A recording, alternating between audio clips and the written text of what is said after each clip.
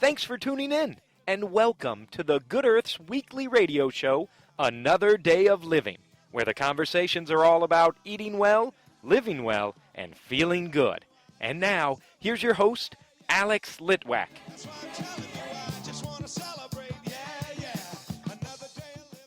I am so excited because today we get to explore another kind of yoga, and with me is Diane Hancock. She has been teaching for about 13 years Kundalini yoga. Welcome, Diane. Thank you for having me on the show. I'm excited about this because I have taken a class from you, and it was so different from any other kind of yoga that I've taken. Not that there weren't breathing exercises and certain poses that were somewhat familiar, but it's a very different kind of yoga. So tell me what drew you to Kundalini.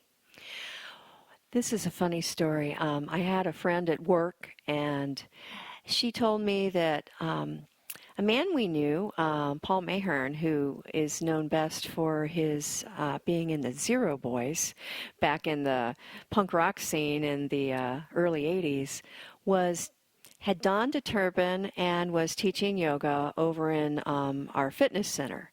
And I just had to go. And we went, and it was a very different type of yoga. I can remember being in the class and thinking, this is kind of weird. I kind of hope my boss doesn't walk by and look in the window.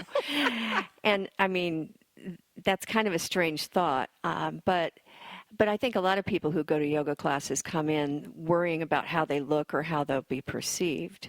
The second week, I went in there. I'd had a horrible day. A man I was working with had sent me a poison pen email, and he was accusing me of all kinds of things. I had no idea why he was, but I was really upset. And at the time, I was the kind of person who would have ruminated over that for all weekend. I mean, it would have ruined my weekend, basically. So I went into class, and when I came out of class, I wasn't thinking about it, and the weekend passed, and I didn't think about it, and I went to work on Monday, and there was an apology in my email box from him saying that I just said something, and it wasn't my fault, and it was just the straw that broke the camel's back, and other people had been saying things to him, and I realized that I would have wasted a perfectly good weekend if I hadn't gone to that class. So what happened in that class that shifted things for you? Well, that's the experience. They call Kundalini yoga the yoga of awareness. You have to experience it really to understand it. I mean, you can read about it all day long and you'll know things about it, but unless you do it, you don't really get it. So honestly, I don't know what happened in that class.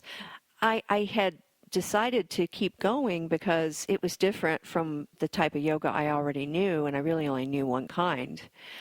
But after that happened, I became a convert. I went every week, and once my teacher stopped coming from Bloomington, he sent a substitute for a while, and gas prices were high. They stopped coming, and I said, well, I guess I have to go to teacher training so somebody will be able to teach here.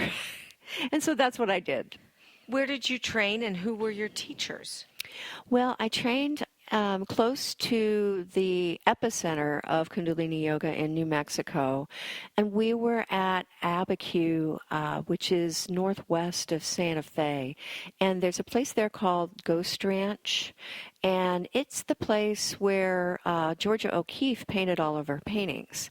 It was beautiful, and it was life-changing. What are the principles behind Kundalini yoga? Well, Kundalini Yoga was brought to America by a man named Harbhajan Singh Khalsa, more commonly referred to as Yogi Bhajan.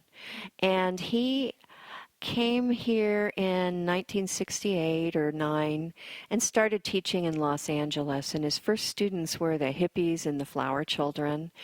And one of the things that he noticed as he got to know them is a lot of them were on drugs. And he would tell them that I can get you so much higher safely by teaching you meditation.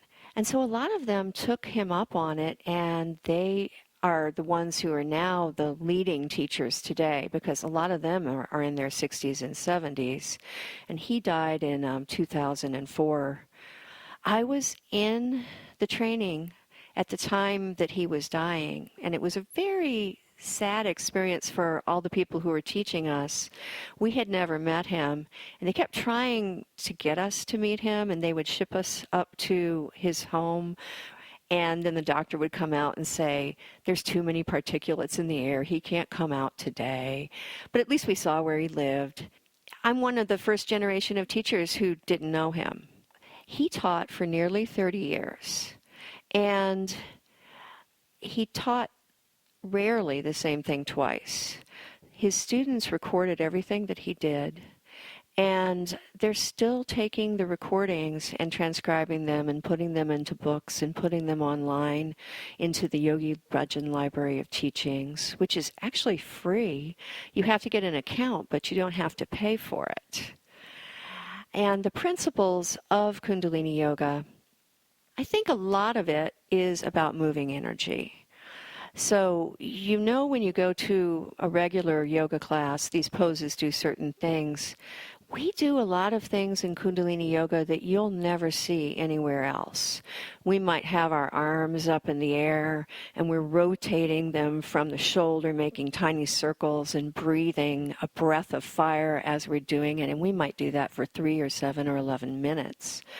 And what it does is it opens up the meridians of energy in the body so that it can work a certain way.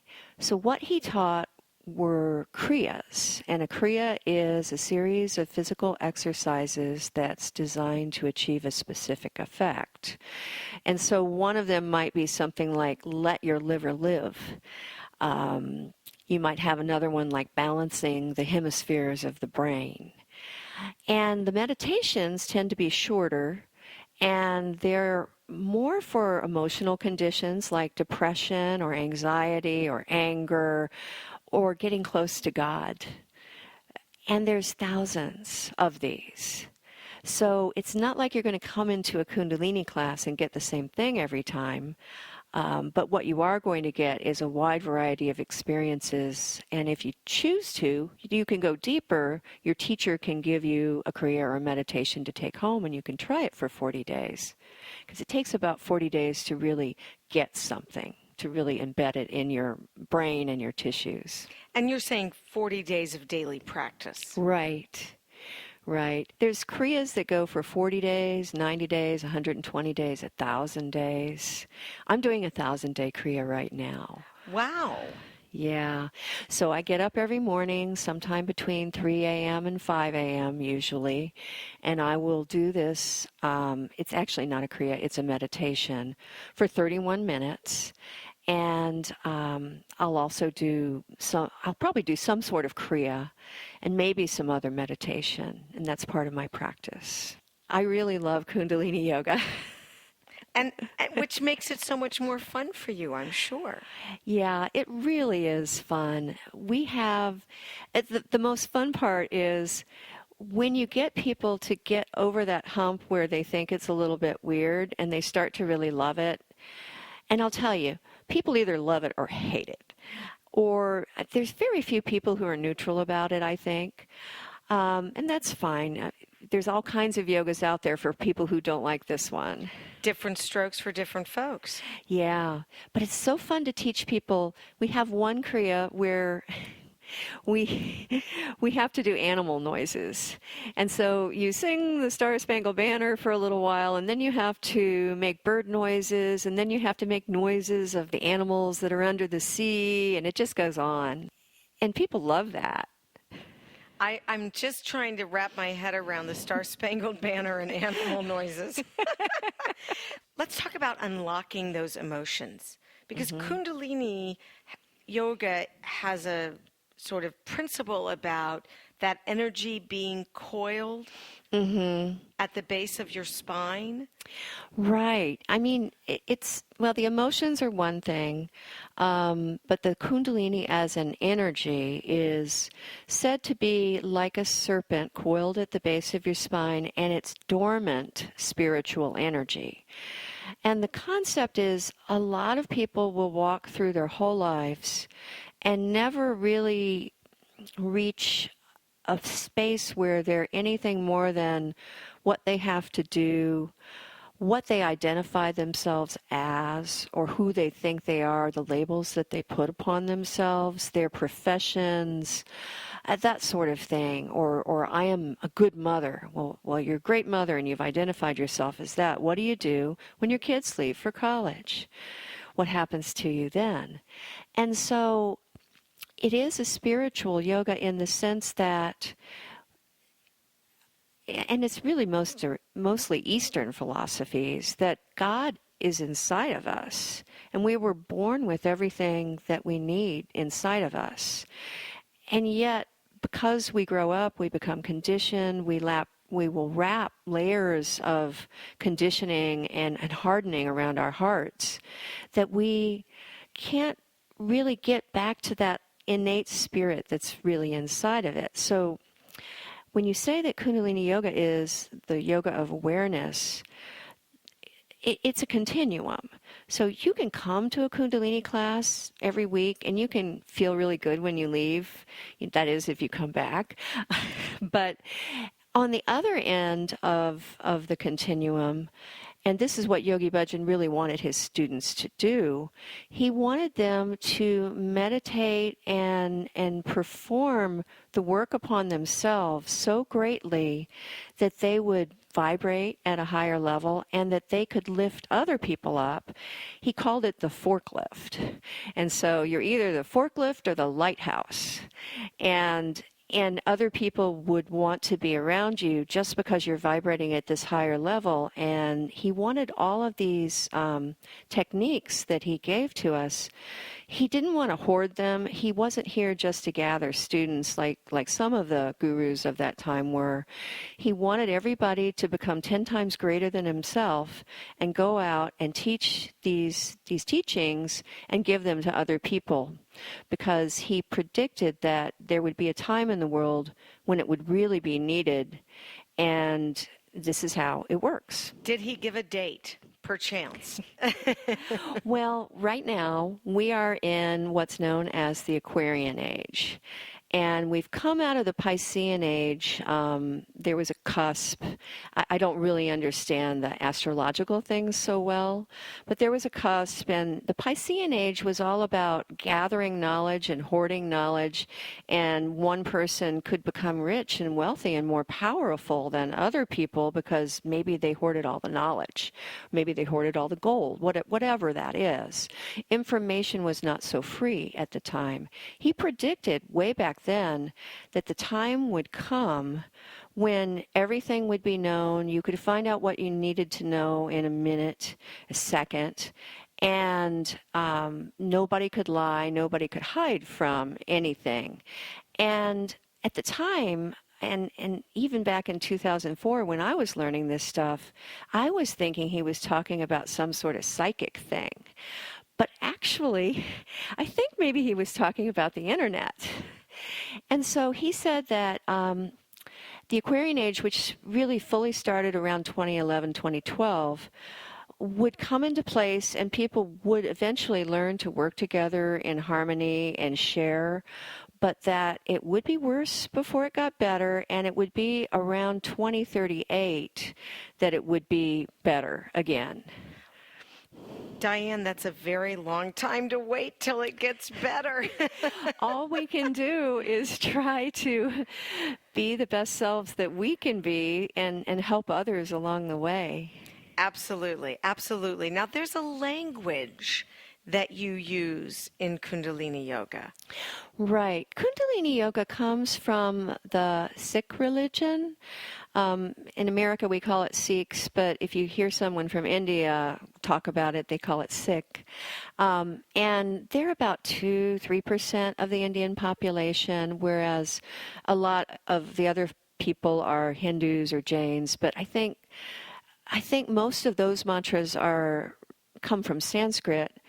Most of the Kundalini mantras come from Gurbani, and I think that maybe it had Sanskrit in its roots, but the language is Gurbani, and there's a script called Gurmukhi, and a lot of people confuse the two.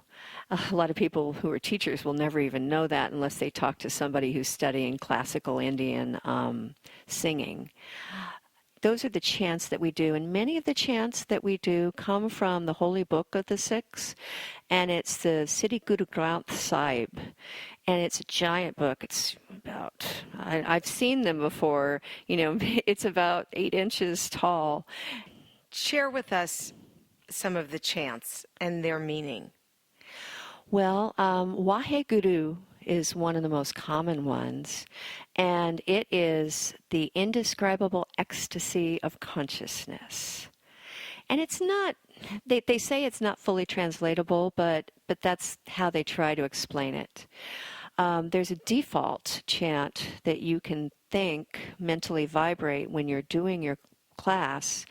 When you're inhaling, you think the word Sat, which means truth, and exhale the word Nam, which means name or identity. So when we do this, when we're doing long, deep breathing, we're constantly identifying with our truth, the truth of reality. You mentioned long, deep breathing. Mm-hmm. And that does happen in a Kundalini class, but there are other kinds of breathing that happen that are very different. Yes. I think. So can you describe some of those? And I think all of these are what's known as pranayama.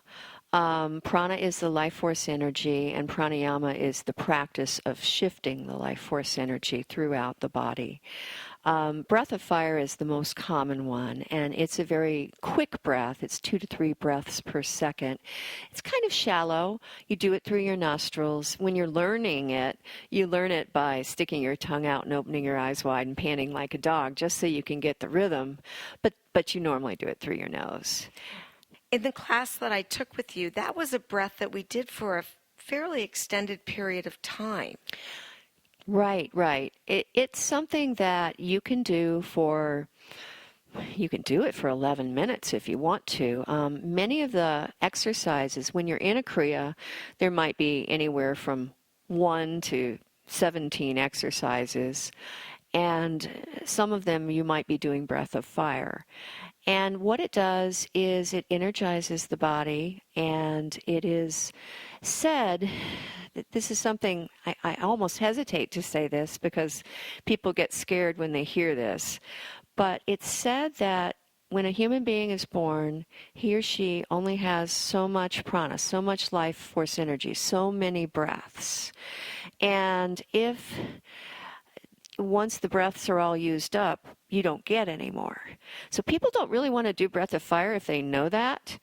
But what it's also said about breath of fire is it counts as one long breath. So when you look into meditation and what happens with the breath in meditation, when you get down to 4 breaths a minute, you start to come into a meditative state. We also have one called 1 minute breath, where we inhale for 20 seconds, we hold for 20 seconds, we exhale for the same. And when you're doing breath of fire for 11 minutes, then that's like doing 1 breath across the entire duration of the 11 minutes. So it won't take away your life force energy if you're worried. Very good to know. Very good to know. You mentioned earlier about the man that you took that first class from was wearing a white turban. Mm-hmm. So the significance of dressing in white and covering your head. Many cultures cover their heads when they are performing a spiritual practice. And because Yogi Bhajan's students, he was a Sikh, and he was, I think, the leader of all of the Sikhs in the Western Hemisphere. And they got so much from him. They got so much from these teachings and from what they learned and how they changed their lives and how they were enriched by it, that they wanted to follow him. So they would, many of them converted to be Sikhs. But it's important to say that you don't have to be a Sikh or even a religious person to practice Kundalini Yoga. We have teachers of all faiths, and we have teachers who are atheists as well. Because you can separate the technology of the yoga from the religion that Yogi Bhajan came from. But the white is said to enhance the aura. So if you can imagine, I'm in a room full of students, and our auras, that's the space that is outside of us. That's the electromagnetic field that is around us. And as those auras are close to each other, they meet and they merge. And so in a way, if I can get my students to come very close, which sometimes is a problem because new people come into class and they want to sit in the back of a giant room and I'm up in the front. But if I can get them to come close, then I've got the white that's enhancing my aura. It can extend it by a couple of feet, so it help me reach out. And then we can get group consciousness going.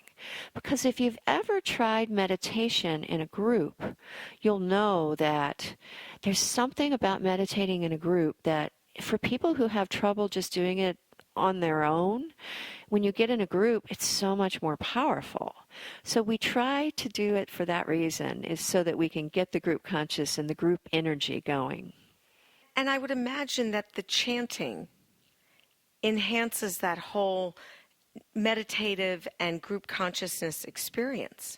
It does. It does. And we don't have chanting in every class. That's one of the things about Kundalini Yoga. There's so much variety. You could come to one class and we'd be doing all ab work and you would think it's just like a Pilates class. But if you came the next week and we're chanting and we have our arms in prayer over our heads for some period of time and we're staring at with an eye focus at the crowns of our heads and we're connecting with our spirits, you wouldn't think it was the same type of yoga. Do you like that every week is different? I do. I guess I could make it the same every week if I wanted to. But that's not what you were taught. No, we have a lot of flexibility in how we want to plan our classes. I think that there are people who will teach the same thing several weeks in a row just so somebody gets it. I tend to like variety more, and I normally will teach classes in a series. Like we're going through the chakras right now. In one of my classes, and we start at the root and we work our way all the way up to the spiritual center and the 8th chakra, which is the aura. And so the classes just vary with each of the themes. What have you seen in the many years that you've taught that may have happened for a student, something that's transformed because of Kundalini Yoga? Oh, I've seen a few things. One of the students at Peace Through Yoga, where I used to teach, told me once that when she started to take these classes, she was just going because it was a yoga class, and she said, I was an atheist, and now I actually believe in something bigger than myself. I won't call it God necessarily, but I believe that there is a spirit. Which was amazing to me to hear that. I've also had someone tell me that it helped her endometriosis, and she attributed it to her practice of Kundalini Yoga. Now, that's a big thing for me to think, well, was it the breath? Was it the chanting? Was it? I have no idea, and I don't know what she was doing at home. And one of the best ones was the teachers at City Yoga come through my class every time they have a teacher training class. And one of them came up to me afterwards, and she had studied with my teacher, Mahan Kalpa Singh, as well. And she told me that a long time ago she was a heroin addict. And she was trying to get off of it, and she had gone onto the methadone, but they told her she'd never get off of it, but she wanted to. And so she went to him, and he gave her this one technique. It's called the meditation for habituation.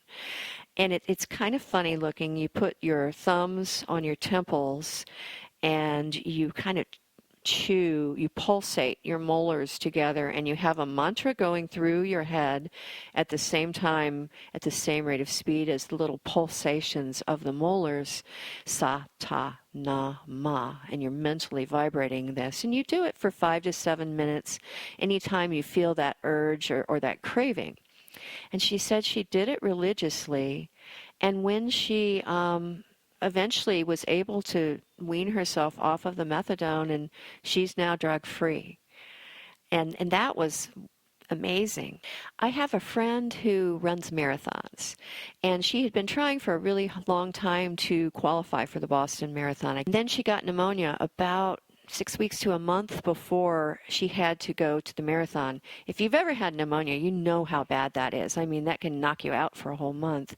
She went to the doctor. She did everything they said, and I gave her one of the meditations, which is called the Breath of 10 to become disease-free. And she did this meditation every day for 11 minutes, sometimes twice a day. And she said that she got better a lot quicker than the doctors thought she would. And she was able to run the marathon and qualify again for the next year. That must make you feel really good to see those kinds of results for people. It makes me very happy. A lot of people don't tell me what they're doing. I think a lot of people come to class and they don't practice. Yeah. That's pretty common. Diane, you actually have another name that you go by as part of being a Kundalini yoga teacher. What is that name? It's Haridati Kaur, and it means the princess or lioness who is God's giver. Now, that's quite a name. Yeah, Yogi Bhajan gave me that name. Even though I didn't meet him, we applied for our names while we were there, and when the letter came very late, long after he was gone, a couple months, I thought, who's going to give me my name? And when I opened it up, it said, before he died, Yogi Bhajan gave you this name. Diane, if someone is interested in contacting you to take classes or learn more about Kundalini Yoga, what is the website? It's haridatikur.com, HARIDATTIKAUR.com. haridatikur.com. And that is your name. That's my name. Okay, I could call you Princess. Yeah, you could call me Lioness. I like that better. I like Lioness too. Well, you are teaching a very powerful and kind form of yoga, and I love it, and I really appreciate you being on our show. Thank you very much for having me.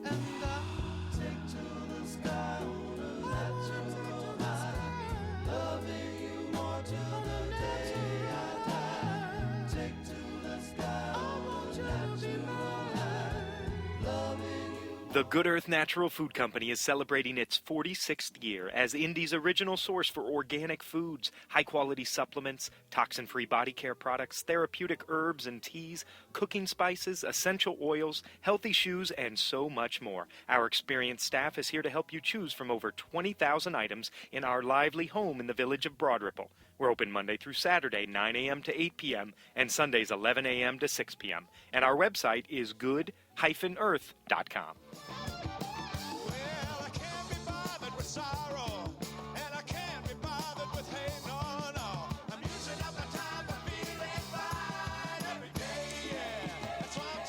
That's our show. Next week, my guest is Mishara Winston. We'll be talking about adventure therapy. I hope you'll join me.